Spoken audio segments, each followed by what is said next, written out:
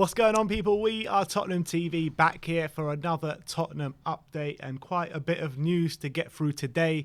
So let's get straight into it, and let's start off with some bad news, to be honest, regarding Lautaro Martinez. I mean, it was expected news, let's be honest, but Matteo Moretto says Lautaro Martinez right now is very close to renewing with Inter Milan, and that was backed up by Fabrizio Romano, who says Lautaro Martinez's agent had a meeting with Inter today in Milan. The agreement to extend his contract is now getting closer. Final details to be completed in the next weeks. Tottenham Atletico Madrid bids have been turned down by Inter. So that is the door firmly closed on that, in my opinion. Looks like I don't think it's closed until he actually signs, but it looks like it's about to pretty much get slammed shut any day now. So very bad news from a Tottenham perspective in case Kane left. I never thought it was to play with Kane anyway, so if Kane stays, I never thought we were going to spend big money on Martinez, irrespective of the money. So I think it's bad news, and what can we say? That's it. Look, he signed the contract, probably going to get a big pay rise. And I do think it's important for Inter Milan to keep him, to be fair, having sold Lukaku, so it didn't surprise me. And there we go. I think, and with all the noises coming out from his agent in the last couple of weeks anyway, I think this was on the cards, wasn't it? And you got to say, though, if he does sign the contract, which looks very likely now, it's bad news for Kane, because I think Spurs are going to be more reluctant to sell Kane if we don't have anyone lined up or any targets available to replace him with. Make it all the less likely he'll leave. So Kane probably isn't happy about that, but it's what it is. Yeah, it gets to a stage where doesn't matter how much we get for Kane. If there's no one to replace him with, what's the point or the money? Yeah, there is Vlahovic, which we'll get into a bit later in the update, and we've also got a Kane update, which we'll get into a bit later as well. But the next update we got is Nikola Milenkovic, and some more bad news coming out. This is from the Times. First of all, this was from the Times. It says Tottenham have stepped up their interest in Nikola Milenkovic after West Ham decided not to pursue him. Fiorentina have valued the Serbian at around £13 million after he entered the final year of his contract. But after that update today, Sky Sports Lyle says Nikola Milenkovic is increasingly likely to stay at Fiorentina and sign a new contract. Not good.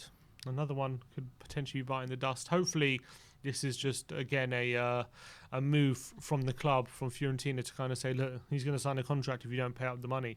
And I hope it's that, but we'll have to wait and see. But it's very concerning. Again, another player Spurs are after signing a new contract. How many times does that happen? So often. Spurs are linked with a player and then he signs a contract. But probably happens more with Spurs than it happens with anyone else. I swear, always Spurs get linked with a player and they sign a contract. But it would be another missed opportunity if we let this one pass us by, considering his value and his age. So it would be frustrating if at 13 million we're not able to make talks happen. But if he signs a contract, it's another one that bites the dust. It's ridiculous not to just go out there and spend £13 million on a player that, like you said in the previous video, like as soon as he signs that contract with either club, his value doubles, if not more. So it's such a no-brainer. Exactly, it makes no sense to me.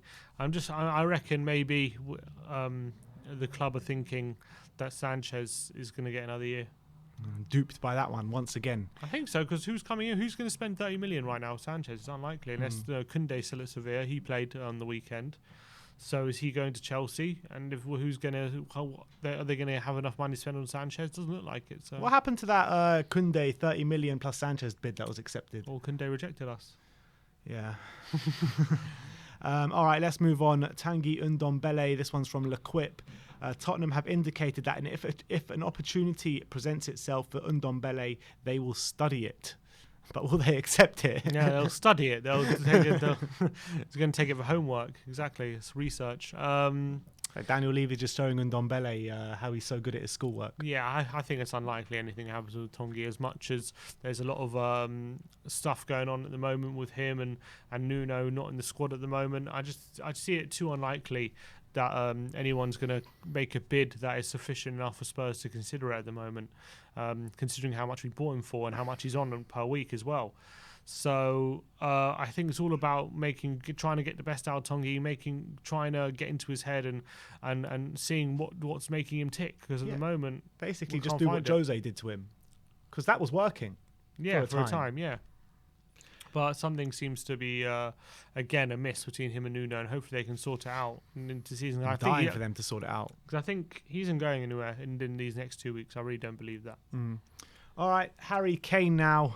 Charlie Eccleshare said today, Kane is not part of Tottenham Hotspur's group travelling to Portugal, but the hope is that he'll be fit for Sunday. Now, Miguel Delaney gave an update as well, saying Man City are prepared to go to £150 million for Kane, which many believe would get at least Spurs talking again. So they're hoping to bring Tottenham at least to the table, because I think at the moment the situation is City are making stupid offers like 125 million, and Spurs are not even replying. Basically, it's like they're being left on red. Basically, I think they're being left on red on the text. 125, I'm not even going to talk to you about that. Being ghosted. So I think 150 million. They're saying hopefully can bring Tottenham to the table, because you've got to remember, as much as we believe the price for Kane is 150, Tottenham's public stance isn't to sell at 150. It's he's not for sale. That's the stance. So they have to bring him to the table to try and see what kind of deal can be done. Because at the moment, Levy doesn't want to sell him whatsoever.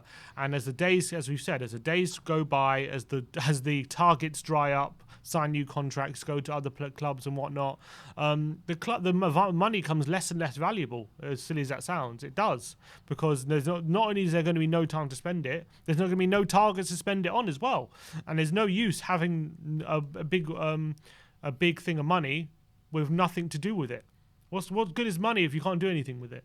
Could extend the stadium, could build a new training ground, extend the training ground, the best stadium in the world, buy another golf course. There's many things that Daniel Levy can do with it. Come on, there'll be riots if he does that. There'll be riots. So, look, I think if they want to get this deal done, it has to be done by latest before the weekend. It can't go on any longer. And by the sounds of things, Kane's made himself available for selection. Maybe not for Thursday, but if he's in the squad for Sunday, sounds like that City's time is running out. And I don't understand. If they were so interested, they were going to spend all this money, and they're only going to go to 125. What was a waste of everyone's time? I mean, we heard before the City game he's putting himself available for selection for that. We heard before tomorrow he's putting himself available for that. Now we're hearing again he's putting himself available for this weekend. I have no doubts in my mind Kane is fit enough to play tomorrow. Kane was fit enough to play on the weekend. So, I don't know. We'll have to see how this one plays out, won't we? Yeah, I mean, yeah. If they are prepared to go to 150, at least that's a start from their point of view. Yeah. But, they've left it too late, I think. Why didn't they go? If they're prepared to go to 150, why weren't they prepared 2 weeks ago to go to 150? Now they've left it. They left Tottenham in a tricky situation. How many times have Spurs gone in for a deadline day deal, which if they would have gone earlier, the club would have accepted, because they would have given them time to get someone. But because we went in on deadline day, we haven't given the selling club enough time to sign a replacement. So the selling club's like, well, no, because we can't get a replacement, so we're not going to let it. It's happened so many times, and this is a similar situation. Yeah. All right, let's move on. Dusan Vlahovic now, the other striker target who we have been linked with. Sara Maini, who's Italian journalist. I'm not sure how reliable she is or whatever, but she's saying Man City have entered the race with Atletico Madrid and Tottenham for Dusan Vlahovic now. Do you think this is a bit of games from Man City, Probably. Or do you think genuinely they're going to go for him if they can't get Kane? I mean, it makes sense. Why wouldn't they? I mean, they've got so much money that why if they're prepared to go for 125 for Kane, I think 60 million euros for Vlahovic, considering his age, how good he's been, what profile striker he is. It kind of makes sense. I don't understand why they wouldn't do that in the first place. But maybe they're kind of hoovering up Vlahovic, saying, if you don't let Kane go, we're going to get Vlahovic or something threatening. We'll be fine. We'll have Kane. Yeah, we'll have Kane. So I'm not really that bothered about it. I mean, it's a bit annoying if they sign both Kane and Vlahovic. That'll be annoying. But I think if they get Vlahovic and we keep Kane, I'm really not that bothered about it right now. I would like Vlahovic, but not the price of having selling Kane. The other two updates on Vlahovic, one from Ali Gold saying Tottenham are looking to sign a new striker with Vlahovic and Martinez among those at the top of their list.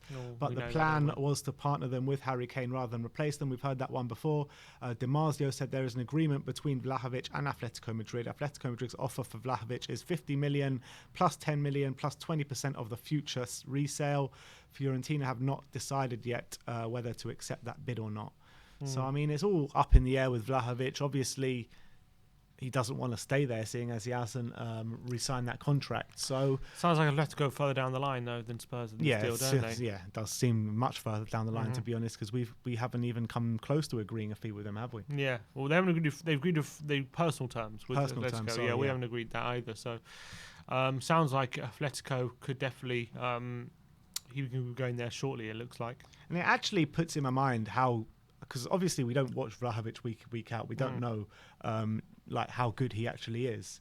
But for Atletico Madrid to go in for him, that shows me that he's a top striker, because they always sign top strikers. They always, year on year on year on, whatever top striker they sell, they get another one in. They're a great record in replacing their strikers. All right, let's move on. Musa Sissoko, this one's from L'Equipe. And we brought you yesterday about the interest from the Middle East, or was it this morning? But apparently L'Equipe are reporting that Sissoko has no interest in going to the Middle East and wants to stay in London, apparently. I can't blame him, but it's unfortunate for Spurs if we can't kind of convince him to convince to sell him and convince him to move, because unfortunately we need the space in the squad and we need the money, but we can't force him to go to the Middle East, and maybe we just need a Premier League club or a French club to come in for him, because that's the only way we'll get him off the books at the moment. Again, another one looks increasingly likely to stay, and that's to the detriment of the squad, unfortunately. Next up is Hossam Aouar from the L'Equipe. It's saying Lyon are now open to the sale of Hossam Aouar. Do you think that maybe, it was reported, it was plainly rumours before, but do you reckon an Aouar and Ndombele swap deal could be a viable option? It would have to be Aouar plus money, wouldn't it, for Ndombele? As in they give us money or we give them money? Yeah, they give us money. You reckon? Have to be, because we signed Ndombele for such big money, and I was being linked with 30-40 million, so it would have 25 to be, even.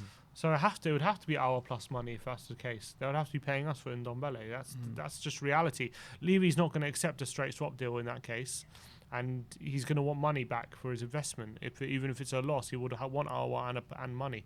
So I don't know. I still think it's unlikely that kind of. But if Aouar comes to us and has one good season or even half a good season and hits the ground running, doesn't his price like double, quadruple, or not quadruple, but even treble? Yeah, but you think Levy's going to risk that? Yeah, no chance. What would you do if you were in the position?